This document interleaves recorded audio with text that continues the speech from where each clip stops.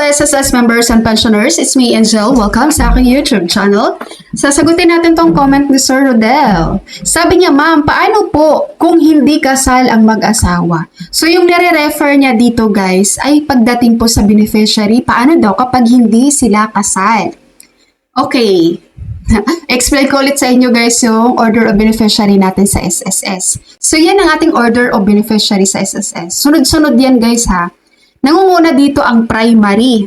So kapag hindi kayo kasal at meron kayong below 21 years old na anak, pwede nyo yun maging primary beneficiary. At kung meron kayong PWD na anak, no, pwede sa primary beneficiary. Yung asawa nyo, hindi nyo pwedeng maging primary beneficiary dahil hindi naman kayo kasal. Okay? Ang malalagay nyo lang as primary beneficiary ay ang inyong below 21 years old na anak. At kung meron kayong PWD na anak. Pero kung parehong wala rin kayong below 21 years old na anak, so ibig sabihin wala kayong primary. Dito po kayo magpuproceed sa secondary beneficiary.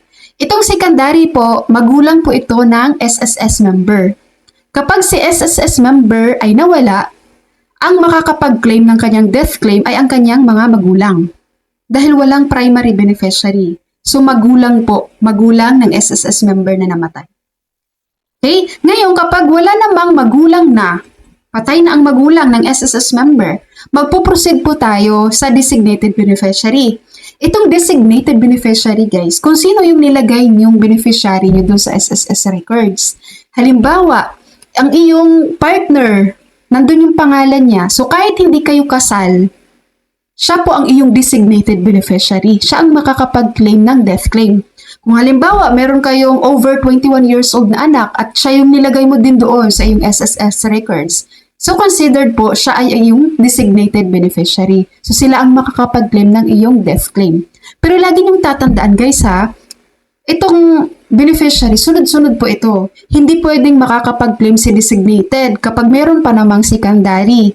Hindi pwedeng makapag-claim si secondary kapag meron pa namang primary.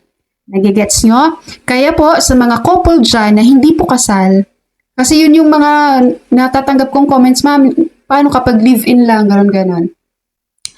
Pwede nyo sila maging beneficiary, pero sa designated lang. Lagi nga nating uunahin guys, ang primary tsaka secondary.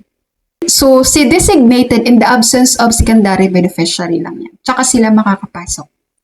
Nagigets po? Ito namang si legal heirs, kapag wala kang primary, wala kang secondary, tapos wala ka ring designated, tsaka papasok si legal heirs, guys. Si legal heirs, ito yung family tree na kung saan titingnan na ni SSS kung sino ba ang karapat-dapat mong tagapagmana. So, yan na yung family tree. Titingnan dyan ni SSS, sino ba dapat ang iyong tagapagmana sa iyong mga SSS contributions na naiwan. Okay, malinaw po sa mga couple natin dyan na hindi po kasal. So, lagi niyong tatandaan guys, ang inyong ka-live-in partner, hindi nyo talaga sila mailalagay sa primary. Not unless pakasalan nyo yan. Para maging legal spouse nyo at siya ang magiging primary beneficiary nyo.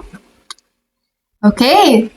Bago ko po i-end ang video na ito, ilalagay ko po sa description link ang ating product na whitening lotion, ang RDL Papaya Whitening Hand and Body Lotion plus Vitamin E.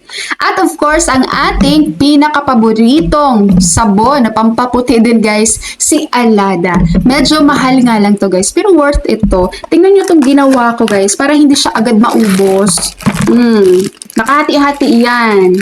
So, meron pa kasi ako dun sa CR namin, kaya meron pa ako ditong nakatago. So, malapit na rin itong maubos. Mag-order na naman tayo ng bago.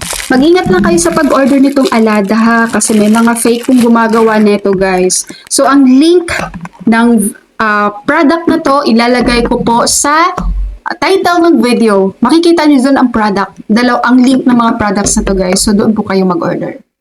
Okay, SSS members and pensioners, that's all from my video for today. Thank you so much for watching everyone. God bless you all.